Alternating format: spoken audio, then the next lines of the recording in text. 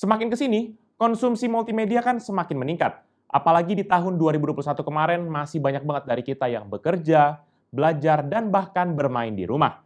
Nah, oleh karena itu, untuk permulaan di 2022 ini, Pical akan bahas lagi sebuah TV box sebagai referensi kita yang masih juga cari TV box sampai detik ini. Seperti apa detailnya? Let's check it out!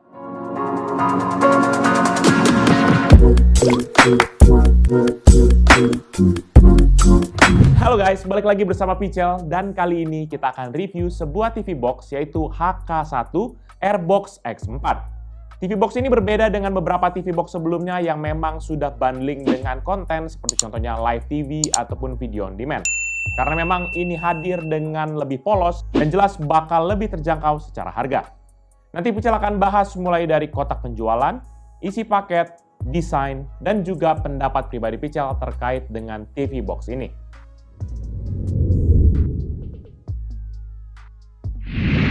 Untuk tampilan kotak, secara umum ini didominasi dengan warna hitam beserta juga dengan campuran warna coklat sebagai outline-nya. Nah, kalau di bagian depan, ini terdapat penampakan produknya beserta dengan modelnya yaitu HK1 Airbox X4. Untuk sisi kiri dan kanan juga masih sama dengan penampakan produknya. Sedangkan di sisi sebelahnya ada tulisan 8K, nggak tahu kenapa gimmick ini tuh masih ada, karena nggak mungkin aja TV box begini tuh bisa tampilin layar 8K ya kan. Selebihnya di bagian belakang ini hanya ada sedikit informasi terkait dengan TV box ini, beserta juga dengan informasi tambahan lainnya. Nah, kalau dalam paket penjualannya, kita akan menemukan beberapa hal, yaitu satu unit TV box-nya, satu kabel HDMI sepanjang 1 meter, satu remote control, dan kertas manual. Simple dan nggak terlalu ada yang menarik sebenarnya di sini.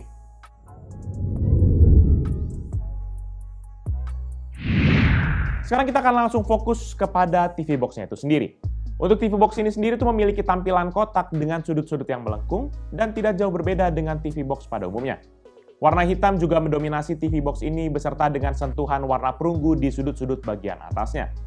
Mulai dari paling atas terdapat tulisan HK1 Airbox di bagian tengah dan di sekeliling TV box-nya nih baru terdapat beberapa hal yang menarik. Yaitu mulai dari depan ada LED indikator berwarna biru untuk beberapa informasi penting seperti contohnya power, waktu, dan juga indikator Wi-Fi. Sedangkan untuk I/O port-nya ada di sisi kanan dan juga belakang dari TV box-nya. Mulai dari kanan terdapat satu slot microSD card, satu port USB 3.0, satu port USB 2.0, dan kalau kita beralih ke belakang terdapat lagi beberapa yaitu satu port Ethernet, satu port 3,5 mm untuk audio output, satu port Full HDMI, satu port optical audio, dan satu port untuk power adaptor. Sedangkan di bagian bawah hanya terdapat sebuah kaki-kaki berbentuk kotak yang sayangnya masih berbahan plastik dan tidak berbahan karet. Sehingga kalau kita taruh di atas meja gitu ya, masih akan bergeser nih. Selebihnya sih ada lubang-lubang untuk ventilasi beserta juga dengan detail modelnya di bagian tengah. Urusan dimensi, produk ini tergolong compact dan juga ringan, yaitu dengan ukuran 12,2 x 8,6 cm dan juga ketebalan 2,4 cm dan berat 107 gram. Ringannya produk ini sih Pical bisa kira ya disebabkan oleh karena pemakaian plastik untuk mayoritas bodi dari TV box-nya.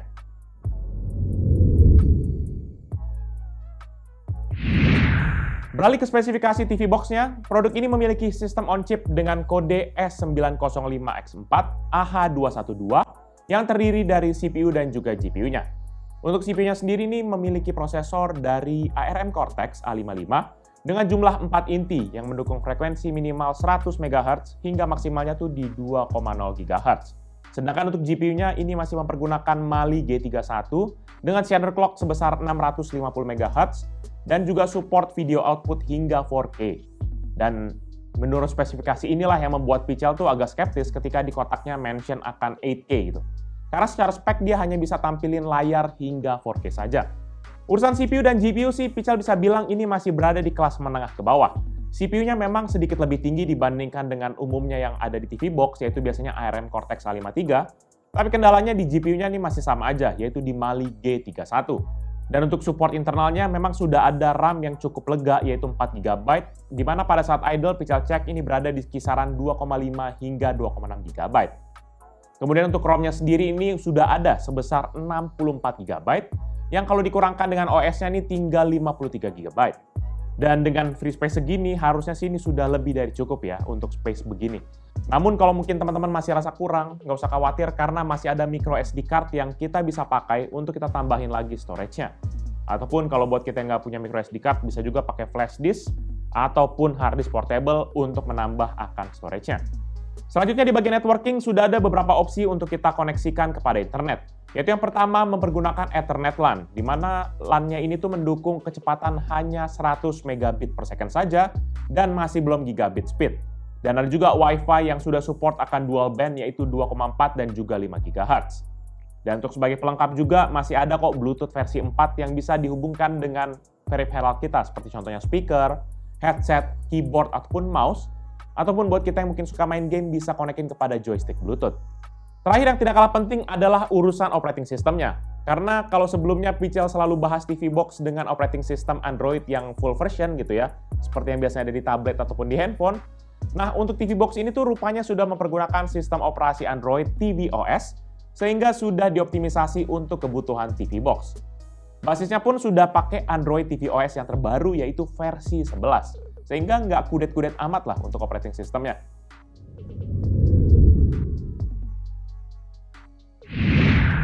Setelah udah bahas spesifikasi dan juga desain, kita akan bahas urusan akan fitur dari TV Box ini. TV Box ini secara tampilan menu, kalau dari awal gitu ya, ini sih udah terdiri dari beberapa kotak untuk akses kepada beberapa aplikasi pilihan dan juga untuk beberapa pengaturan. Paling besar sih ada nih ya, Play Store dan juga YouTube di bagian kirinya. Selebihnya sih palingan ada opsi seperti contohnya KDMC, Firefox, Wallpaper, Setting, File, dan juga Apps. Selebihnya di bagian bawah ini ada sederetan shortcut untuk beberapa aplikasi yang mau kita pin dari semua aplikasi yang tersedia di TV Box-nya. Untuk kustomisasi menunya juga ditawarkan di sini, karena kita bisa ganti wallpaper-nya dengan beberapa bawaan yang ada. Minimal bisa kasih suasana baru lah, biar nggak monoton. Secara umum sih, terutama untuk urusan fitur, yang jadi pembeda dengan TV Box yang selama ini Pichel review adalah nggak adanya tuh live TV ataupun konten video on demand. Dengan demikian, kita bisa bebas pilih konten yang mau kita install. Dan untuk install aplikasi konten seperti contohnya Disney+, Netflix, ataupun WeTV gitu, misalnya ya, karena mungkin kita udah ngebet banget gitu ya nonton layangan putus tuh yang lagi heboh itu, caranya gampang banget karena kita tinggal download aja via Play Store yang ada di main menunya. Namun sekedar catatan ya teman-teman, bahwa Play Store-nya ini berbeda dengan Play Store Android yang biasa, ini disebabkan karena dia sudah mempergunakan Android tvOS. Sehingga nggak semua aplikasi Android ada di sini. Dan yang ada tuh hanya aplikasi-aplikasi yang memang sudah dioptimisasi untuk pemakaian di TV. Dan untuk urusan install sih memang nggak terlalu ada masalah. Namun secara catatan pada waktu Pichel coba tes untuk nonton konten-kontennya, nggak semua nih bisa dimaksimalin sesuai dengan resolusi utamanya. Pas Pichel coba tes seperti contohnya di Netflix, Disney+, ataupun di WeTV, sayangnya dia nggak bisa menampilkan konten dalam Full HD. Ini palingan hanya dapat sekitar 480p gitu ya kontennya. Namun kalau untuk yang lain, contohnya kayak di YouTube gitu ya, ini tuh nggak usah khawatir karena dia bisa sampai kepada Full HD atau bahkan bisa sampai ke 4K. Hal ini biasanya oleh karena sertifikasi yang tidak didapatkan oleh TV Box seperti ini. Dan untuk melihat bagaimana performa dari TV Box ini, bahkan Pichel jalanin benchmark test mempergunakan 3D Mark Screenshot. Dan hasilnya untuk graphic score dia mendapatkan skor 511 dan physics score sebesar 1165. Sehingga rata-ratanya adalah 584 poin. Dan Pichel coba lanjutin lagi mempergunakan 3D Mark Wildlife, maka ini mendapatkan skor 185 poin. Dan dengan angka segini jelas ya nggak bisa dibandingin dengan performa-performa dari handphone zaman now. Apalagi kalau misalnya bahkan untuk kelas middle end pun nggak bisa gitu. Karena pada waktu Pichel compare hasilnya, ini tuh skornya bisa dibandingin lah dengan handphone-handphone kayak Nokia 5.1, bahkan Xperia ZR yang notabene udah berumur 8 tahun. Namun Pichel nggak puas sampai di situ aja, karena Pichel coba tes performance-nya secara real life, di mana Pichel coba tes dengan bermain game dan Pichel download ya, kayak beberapa seperti contohnya kayak Asphalt 9 dengan setting visual quality di default, dan untungnya game itu bisa jalan dengan lancar. Ya berarti kalau misalnya Asphalt 9 udah oke, at least kita masih bisa jalanin game-game lain lah, walaupun memang secara benchmark skornya rendah, tapi pada waktu kita tes main game, nggak ada masalah. Sehingga buat kita yang mungkin gamer banget gitu ya, masih bisa kok ngejalanin game-game seperti ini. Dan Pichel juga coba tes seperti kayak game emulator Mame gitu ya, masih bisa jalan dengan lancar. Jadi at least Pical masih happy lah dengan TV Box ini.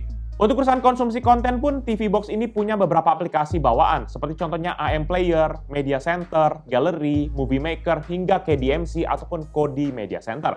Caranya gampang, kita tinggal colokin aja hard disk portable yang berisi film-film kita, dan ini langsung mantap banget, bisa langsung dijalankan tanpa ada kendala. Walaupun dalam kondisi Pical sih biasanya langsung konekin kepada server di studio, sehingga film-film yang ada di server Pical tuh bisa langsung kita konsumsi di TV Box ini. Selebihnya sih TV Box ini juga sudah support seperti fitur Miracast ataupun untuk AirPlay dari handphone Android ataupun iOS kita. Nanti kita tinggal jalanin aja aplikasi AirScreen dan bisa langsung nge-casting gitu ya, gambar dan juga video ataupun buat sekedar sharing layar handphone kita ke TV Box ini. Jadi ya, at least fitur-fitur default yang biasanya ada di TV Box juga sudah ada di dalam TV Box ini. Jadi mantap. Overall, menurut pendapat pribadi Pical, TV Box HK1 Airbox X4 ini menjadi alternatif TV Box kita buat kita yang mau media center di rumah, apalagi buat kita yang punya TV basic dan mau kita upgrade menjadi TV yang smart. Dengan performa TV Box yang jauh lebih kencang dan juga operating system Android TV OS versi 11, menjadikan lebih cocok nih buat pemakaian di TV. Di sisi lain, dengan adanya Android TV OS, menjadikan beberapa aplikasi nggak langsung tersedia di Play Store. Jadi mesti cari dulu file APK-nya, baru kita install secara terpisah. Dan di sisi lain, untuk konsumsi konten, kita nggak ditawarkan ya, seperti kayak live TV ataupun video on demand. Sehingga kita punya kebebasan untuk milih sumber medianya. Ya, kalau seperti Pical sih, banyakan main game, jadinya TV Box ini ya bisa jadiin main game doang sih, dan juga konsumsi-konsumsi seperti YouTube. Apalagi ditunjang dengan storage yang gede, yaitu 64 GB dan juga RAM 4 GB, menjadikan game-game seperti emulator bisa berjalan dengan lancar, dan juga Pical bisa simpen lebih banyak di media TV Box ini. Nah, buat yang nanyain soal harga, TV Box ini tuh dibanderol dengan harga Rp765.000 pada saat video ini Pical buat. Harganya memang masih tergolong terjangkau, karena nggak ada nih bundling-bundling konten seperti itu. Walaupun mungkin teman-teman bisa bilang, ya kan masih banyak bang TV Box yang lebih murah. Tapi bisa jadi spesifikasinya jangan ketipu. Karena ada juga yang TV Box murah, tapi spesifikasinya memble, storage-nya kecil, RAM-nya kecil, nggak bisa di-install apa-apa. Sedangkan kalau di sini ditambah dengan kapasitas penyimpanan yang lega, jelas jadi opsi tersendiri buat Pical, karena Pical suka banget nyimpan file-file ataupun data-data seperti kayak ROM emulator seperti itu. Jadi paling itu aja review dari Pical kali ini terkait dengan TV Box HK1 Airbox X4. Buat teman-teman sekalian yang berminat dengan produk ini atau mau cek produknya, bisa cek di description yang nanti Pical akan cantumkan di bawah ini. Dan buat kalian sudah menonton dan juga suka kan video ini, pastikan kalian hit like dan jangan lupa share ke teman kalian. Tapi kalau kalian suka, kalian bisa langsung dislike aja video ini. Kalian juga bisa pertimbangkan untuk subscribe agar bisa mendapatkan informasi review video dari Pical berikutnya. Dan bisa juga kunjungi sosial media kita yaitu Facebook, Twitter, Instagram, TikTok, Hello, ataupun website kita yaitu picalmediagroup.com. Dan buat teman-teman sekalian, sekedar mengingatkan kalau teman-teman suka main game konsol ataupun retro konsol gitu ya, bisa kunjungi channel kita yaitu Pical Main Game, ataupun untuk yang penasaran tentang video di belakang layar dari Pical, bisa kunjungi channel baru kita yaitu PM Defense. Jadi itu dia video dari Pical kali ini. Thank you guys for watching. I'll see you in the next video. Bye-bye. Mana nih? Kita nonton dulu dong. Guys, nonton dulu guys.